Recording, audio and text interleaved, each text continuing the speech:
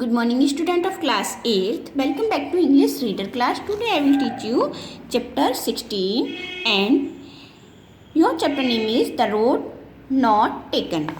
It is a poem and written by Robert Frost. Let's start the poem. Two roads diverged in a yellow wood, and sorry I could not travel both.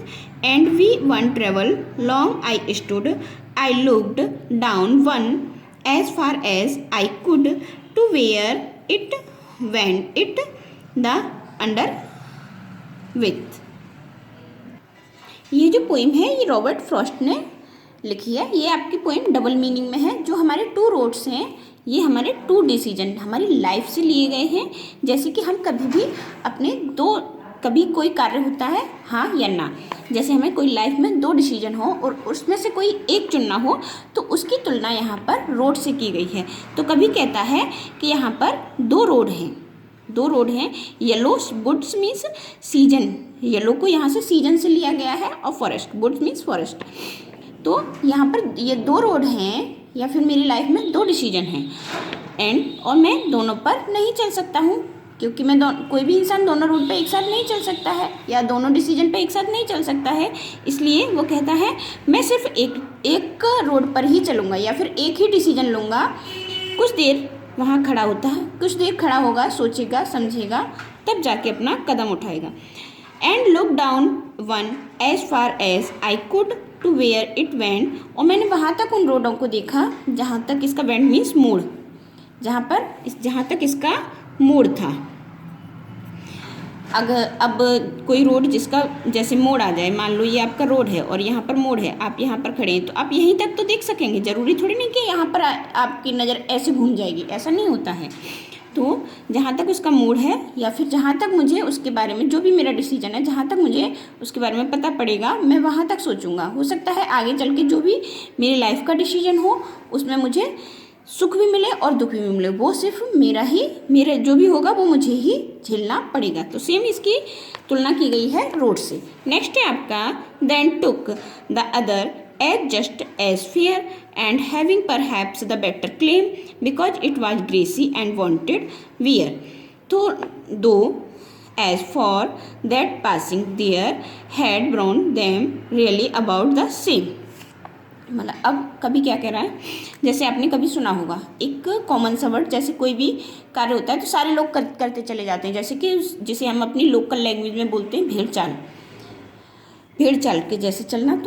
तो कभी कहता है कि मैं सिर्फ उसी road पर चलूँगा जिस पर ज़्यादा लोग नहीं चले हों, मतलब because it was grassy and wanted wear.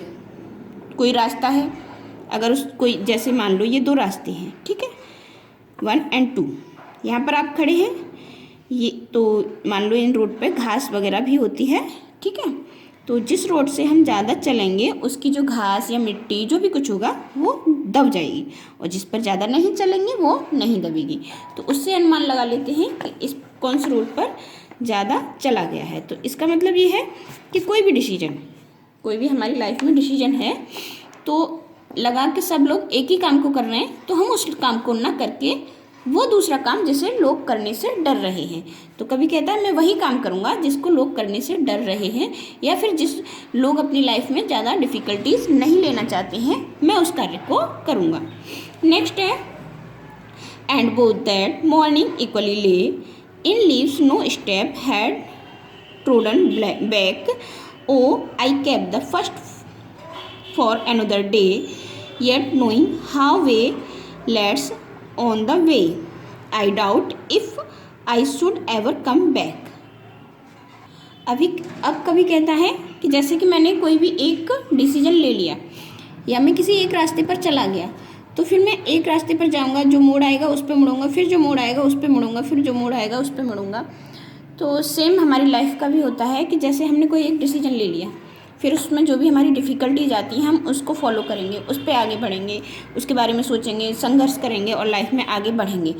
ऐसा तो है नहीं जैसे हमारी लाइफ में कोई भी टाइम स्पेंड हो जाता है, जो समय गुजर जाता है वो कभी भी वापस नहीं आता है। अब ऐसा तो नहीं कि मान लो कि आप 8th क्लास में पढ़ रहे हो, अनफॉर्चुनेटली आप में से कोई भी फेल हो गया तो उसको दोबारा वहाँ से रिन्यू करना पड़ेगा। ऐसा तो है नहीं कि उसकी जो साल जो बर्बाद हो गई है, जो बेकार हो गई है, वो वापस हो जाए। नहीं होता ना, ऐसा कुछ भी नहीं होता है। तो सेम तो यही कवि कह रहा है कि मैं जिस रास्ते पर चला जाऊँगा उस पर फिर मैं उस पर ही लौट कर नहीं आऊँगा, बल्कि उस रास्ते से फिर दूसरे रास्ते पर चला जाऊँगा, उस रास्ते पर लौटकर वापस नहीं आऊँगा। ये पॉसिबल भी नहीं है। Next, I shall be telling this with the सिंग somewhere age and the age hence two roads diverged in the board, and I took one less travel by, and that has made all the difference। कभी कहता है, लेकिन मेरी life में जो भी difficulties आए या मुझे जो भी संघर्ष करना पड़े, मैं लेकिन वही रास्ता चुनूँगा जो मुझे सबसे अलग बनाएगा, सब लोगों से मुझे अलग बनाएगा, जिसमें कोई भी डिफ़िकल्टीज़, चाहे कितनी भी डिफ़िकल्टीज़ हों, मैं उस रास्ते पर वापस नहीं आऊँगा।